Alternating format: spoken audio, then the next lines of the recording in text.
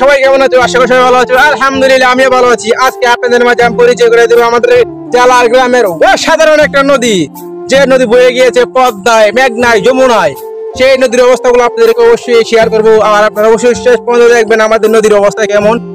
এখন তো মনে হয় করোনার সময়, এখন তো বৃষ্টি হয় না, মেঘ বৃষ্টি এগুলো বেশি হয় না, কমে গিয়েছে। এখন দেখাবো আপনাদেরকে আমাদের নদীর দৃশ্য, আপনারা দেখবেন আর সাথে থাকবেন আর ফলো করবেন। Let's start. আবারও চলে আসলাম আপনাদের মাঝে। দেখেন আমাদের সুনাই নদী, অনেক বড় একটি নদী। সেই নদী বয়ে গিয়েছে পদ্মায়, মেঘনা, যমুনায় বয়ে গিয়েছে এই নদীটা। আর এই জায়গাটার নাম হয়েছে চান্দার বিল। ঠিক আছে, এই জায়গাটার নাম চান্দার বিল। অসাধারণ। আমরা বর্তমানে আছি নদীর মাঝে, নদীর মাঝ বরাবর আছি। আপনারা দেখেন নদীর মাঝ বরাবর বর্তমানে আছে। এখন বর্তমানে নদী শুকিয়ে গিয়েছে, পানি নেই, বৃষ্টি নেই, কিছু নেই, নদী শুকিয়ে গিয়েছে। এই নদীটা অনেক বিশাল বড়, সত্যি অসাধারণ। যখন পানি আসে, বৃষ্টি আসে, তখন আমাদের সেই নদীটাতে মনে করেন পানি জোয়ারে ভরে যায়, অনেক সুন্দর ঢেউ আসে। আর আমাদের গ্রামের মনে করেন চারিদিক পুরো ডুবে যায়, অনেক সুন্দর লাগে, অনেক ভালো লাগে, অসাধারণ লাগে।